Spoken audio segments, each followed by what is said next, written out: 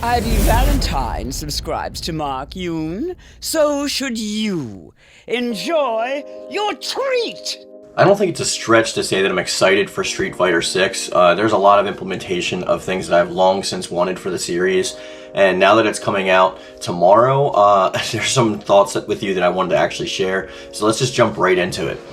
Okay, so the first thing that I definitely want to talk about is the single-player stuff that's actually going to be in this game, because this is unbridled for Street Fighter. I've never seen Street Fighter go to this length to actually appease the single-player audience, and I don't even know if it's necessarily just the single-player audience, because a lot of the people that I've heard say that they don't care about these single-player modes also are going to need downtime, right? That's just like what it is. Like, no matter how good you are at a game or how much you want to play online ranked or how much time you want to sink into a particular game, it's always good to have other stuff to do and other options beyond just going online and playing randoms, right? Because at some point the well does dry up. At some point there's not much left to do. At some point you're waiting plus minutes for matches and you don't feel like it. You just want to hop in and have some fun with the characters that you love, and these single player modes are always really important for that. Not to mention the fact that they give you backstory on certain characters and actually want you to play as them and actually get you to care about the characters that you're trying to play as, especially new characters who don't really have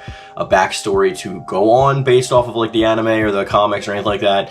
They are reliant completely on the lore that is given to us in this game, which means that like we have to interact with them in order to see who they are, right? That's the first thing. I'm just super excited about the character creator as well. Like, I know a lot of people don't care about that either, and they're just gonna make a bunch of goofy characters who like look ridiculous. As somebody who like delves into these modes intensely, whether it be a game like Def Jam Fight for New York, something like Marvel Midnight Suns or XCOM, anything that allows you to create a character and go into a world with them, like Soul Calibur example, especially Soul Calibur 3 with Chronicles of the Sword, when you can actually put your character in the position of being a part of the story, whether it be headcanon or not, or even in this case true canon, then I would say that that actually compels me to play the game more.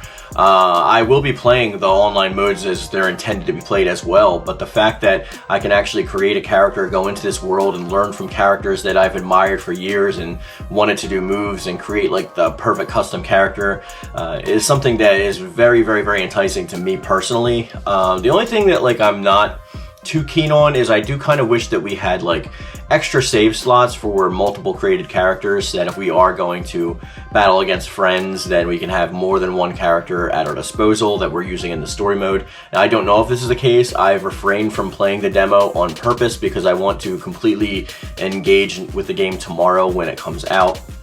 So I want to be not completely surprised because I know a lot of the stuff that's in the game. I just don't want to experience it and then had to wait for this to come out, you know what I mean? And then get tired of those modes. I want to just engage completely with the game and be completely immersed, and that's why I'm into that mode.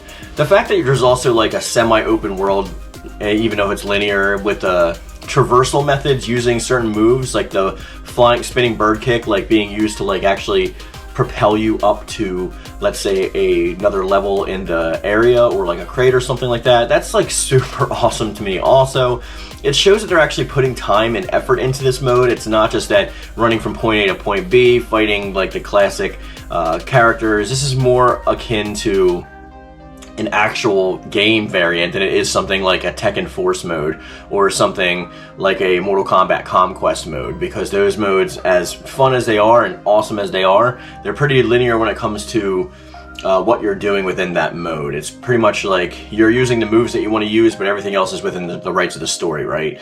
But the fact that you can actually create your character, have your own story for your own character, you're interacting with these characters, and you're opening the world of Street Fighter even more, whether you're making an evil character yourself or a pre-existing IP, all of these things are like super exciting for me to be able to play this game, and that's what has me the most hype.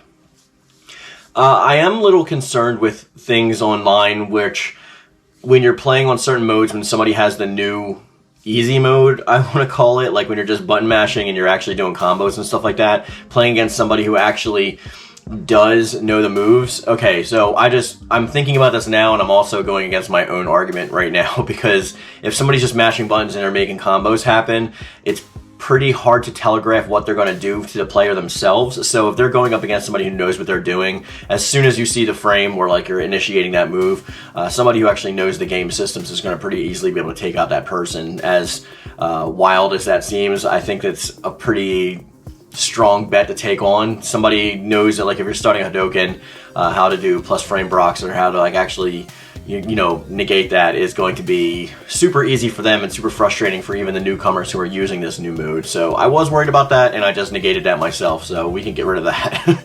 I'm just flying off the cuff here. I really think that like a lot of the modes in this game will lend to the overall experience of this game. I remember I was super disappointed when I first got Street Fighter V and I took it home and I plugged it in and I was so excited to get ready to play. Not only was there like no story mode yet, there was very limited bare bones things to be able to actually even do. You know, the characters in the DLC weren't out yet, so the roster was super limited. We were limited to, what, like arcade mode and playing online in ranked and non-ranked.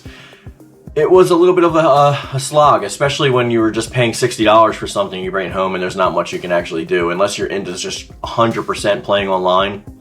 Which I'm not, because I get bored of that very easily. I don't know if that's like the ADHD talking or whatever, but like whenever I'm just like even just waiting for a match, I kind of get bored. I need to engage myself, and this just goes for me personally. I'm not saying you.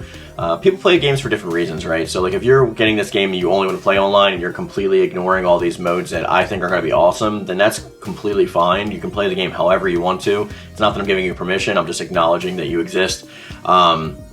Myself, personally, I'd much rather be able to play this mode in a lot of different ways than instead of just like the linear path that like is set out for me. Because there's plenty of other Street Fighters that I have to play that. If I want like that kind of experience with like a Street Fighter game, I can always go back and play like Third Strike. I can always go back and play Alpha.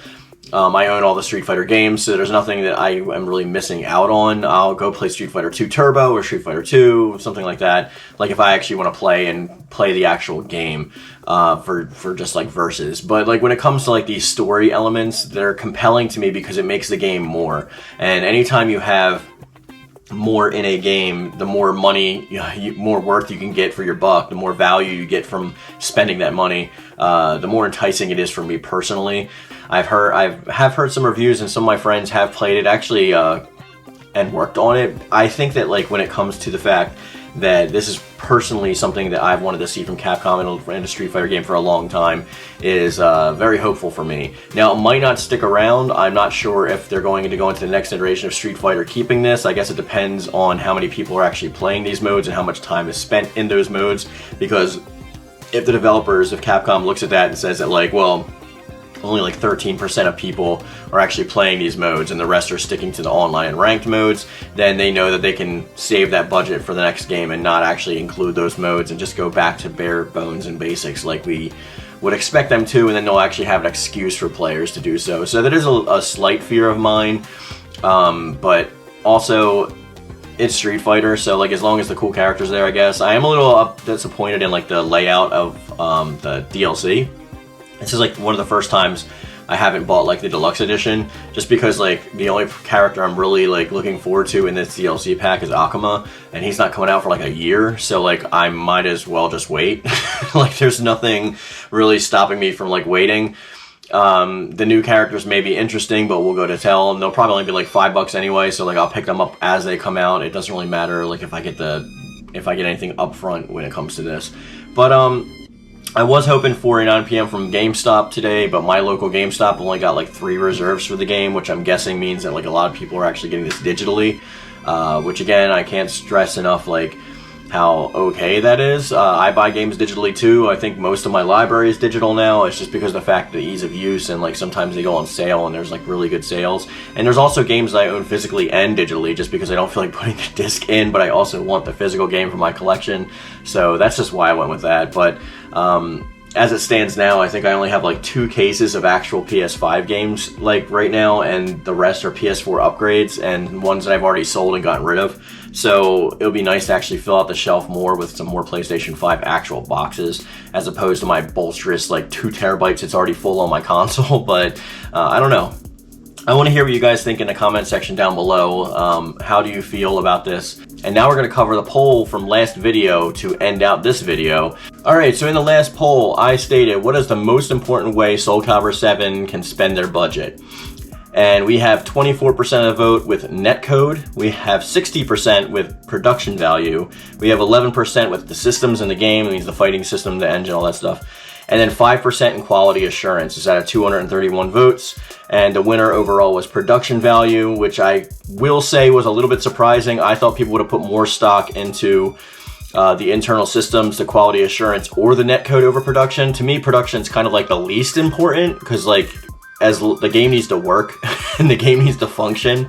So I was a little surprised at that, but like I understand why people made that decision, obviously, because like they want the like good cinemas and they want like good graphics and whatnot. Especially when it comes to people that are just like normatively playing the game and they're not like super indulged into the series. So that was the poll. If you want to participate in the next poll, I will be putting one up alongside today's video, so go over to community tab and make sure that you participate in that to be shown on next video. Any of thoughts are always welcome in the comment section down below, guys. You can also join my free Discord. There's a link in the description box down below. Please join the channel if you wanted to subscribe me by clicking the join button. And as I always say, guys, I love it. Thank you. And thank you.